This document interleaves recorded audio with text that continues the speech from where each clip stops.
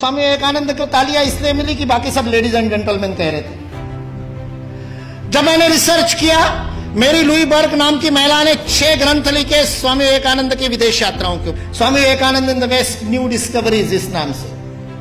वो मेरी लुई बर्क ने शिकागो की उस धर्म सभा में उपस्थित जो श्रोतागण थे उसके प्रत्येक के साथ संपर्क किया, जो जीवित थे, जो जीवित नहीं थे उनके वंशजों के साथ, उनकी डायरिया खंगाली, उसके पूरे मिनट्स पढ़े। और उसके बाद में वो कहती है स्वामी विवेकानंद पहले व्यक्ति नहीं थे, चौथे व्यक्ति थे। उनसे पहले 3 लोगों ने ब्रदर्स एंड सिस्टर्स नाम का संबोधन किया था। श्रीलंका से एक बौद्ध साधु गए थे, धम्मपाल अंगीकारा, उन्होंने किया था। एक बौद्ध भिक्खु जापान से आए थे, उन्होंने भी यही बंधु और भगिनी वाला संबोधन किया था। और तीसरे प्रताप चंद्र मुजुमदार थे, जो भारत से ही गए थे, थियोसॉफिकल सोसाइटी के प्रतिनिधि थे, उन्होंने भी किया था। स्वामी विवेकानंद चौथे थे।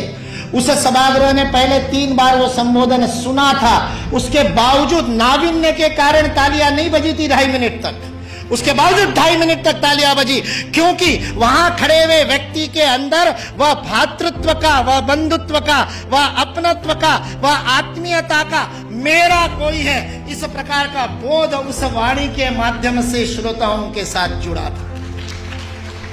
सुभाष चंद्र बोस बहुत जबरदस्त वक्ता थे, मुर्दे को जगा दिया उन्होंने। अपनी पूरी आजादी सेना युद्धबंदियों में से तैयार की थी।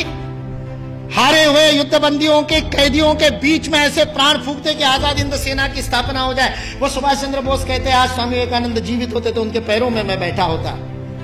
उस सुभाष चंद्र बोस को किसी ने पूछा कि स्वामी विवेकानंद के शब्दों का असर क्यों हुआ, तो उन्होंने अपनी वो कवित्व में वक्तृता में कहा था, जो बात होठों से बोली जाती है होठों तक पहुंचती है, जो बात गले से बोली जाती है मेरे जैसे चिल्ला चिल्ला के वो गले तक पहुंचती है, कभी कभी गले उतर भी जाती है, लेकिन हृदय तक वही बात पहुंचती है जो हृदय से कही जाती है। और स्वामी विवेकानंद के शब्द हृदय से कहते। सारा 1.5 महीने का अपमान विष का प्राशन करने के बाद ये शिव वहां खड़ा होकर के कल्याण के मंत्र बोलता है और अमेरिका निवासियों को बहनों और भाइयों कह करके बोलता है, जिन अमेरिका वासियों ने उसको खाने के लिए नहीं दिया था, दर दर की ठोकरें खाने पर मजबूर कर दिया था, यू ब्लैक गेट आउट कह करके जिसका हर दरवाजे पर स्वागत हुआ था, 1.5 महीने तक अपमान सहने के बाद उस अपमान के विष को पी करके भारत का हिंदुत्व का सच्चा प्रतिनिधि, जिसने गर्व से कहो हिंदू है, उस दिन 11 सितंबर को पहली बार बोला था कि मैं गर्व से कहता हूं कि उस हिंदुत्व का मैं प्रतिनिधि हूं। वह स्वामी विवेकानंद सच्चे अर्थ में प्रतिनिधित्व करता है और उस पूरे सभागार को ही नहीं, पूरी अमेरिका को अपने भातृत्व बोध से बोधित करता है। ये भारतीय संस्कृति की वैश्विक अवदान है, वसुधैव कुटुंबकम का भाव है। हमारे यहां किसी भी सामूहिक गतिविधि का सर्वोच्च आदर्श परिवार है। यदि आप अपने संस्था में परिवार का भाव स्थापित नहीं कर सके तो उस संस्था का नेतृत्व करने का आपको अधिकार नहीं है। यह भारत का बोध है। मैं कहता हूं ये कुछ नहीं बिगाड़ सकते, ये विकृति फैलाने वाले कुछ नहीं बिगाड़ सकते, क्योंकि इस देश का समाज जीवंत समाज, और जो शरीर जीवंत होता है उसके नाक में धूल का कण जाता है तो छींक मार करके भगा देता है। भारत ने भी छींक मार दी तो भाग गए बेचारे, कहां जाएंगे। और आज जिस बात के ऊपर हंसते थे उन सारी बातों को स्वीकार करने के लिए विश्व मजबूर है, विवश है। एंगस मेडिसन नाम के एक अर्थशास्त्री को काम दिया गया सन 2000 में।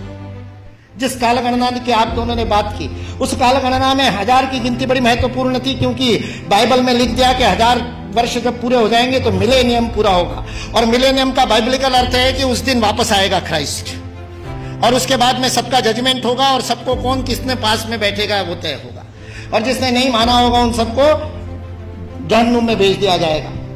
1000 साल बाद हुआ नहीं तो सबको लगा 2000 साल बाद होगा। इसलिए 2000 बड़ा महत्वपूर्ण वर्ष था।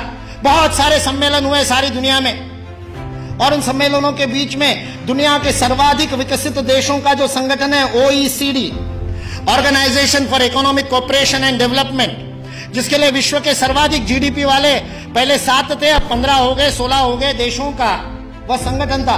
उस OECD ने सन 2000 में एंगस मेडिसन नाम के अर्थशास्त्री को यह काम दिया कि वो विश्व का आर्थिक इतिहास लिखे।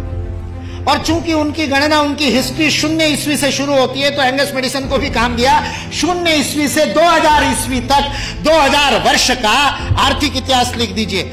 उस पुस्तक का नाम है economic history of the world millennial perspective by Angus Maddison. OECD.org इस वेबसाइट से आप डाउनलोड कर सकते हैं। 2000 वर्ष का आर्थिक इतिहास लिखा है एंगस मेडिसन ने। और वह एंगस मेडिसन कहता है कि पहले 1500 वर्ष 0 ईस्वी से लेकर के 1490 तक, 99 तक, सारे विश्व के जीडीपी में लगभग 2/3 66% योगदान देने वाला देश कोई था तो वो भारत देश था।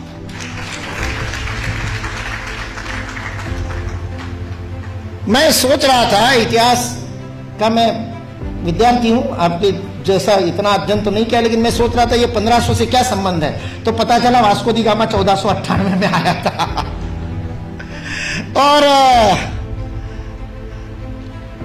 मतलब उसने भारत को खोजा, ऐसा हम लोग भी लिखते हैं। तो उससे पहले कोई गुम हो गया होगा। जो गुम हुआ भारत था वो विश्व के 2/3 जीडीपी को प्रोड्यूस करने वाला, और केवल प्रोड्यूस करने वाला नहीं, विश्व को समृद्धि का अवदान देने वाला, वितरण करने वाला। विल ड्यूरांड अमेरिकन इतिहासकार है, 11 खंडों में उसने लिखी है हिस्ट्री ऑफ सिविलाइजेशन। वह विल ड्यूरांड लिखता है सारे विश्व को संपदा का वितरण करने वाला कोई देश होगा तो वह देश भारत देश है। वितरण शब्द प्रयोग किया है, लेन देन नहीं, वितरण करने वाला देश। सारे दुनिया में हमारे व्यापारी जाते थे।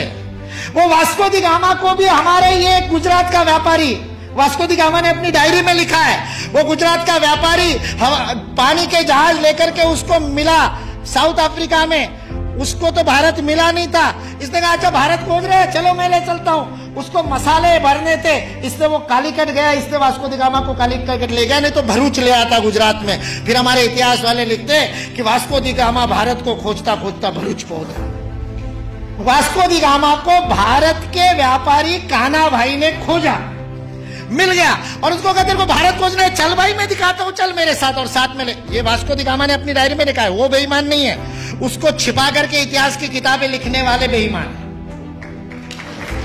वास्को दी गामा की डायरी का उद्धरण दिए बिना हमारे को गलत इतिहास पढ़ाने वाले बेईमान है।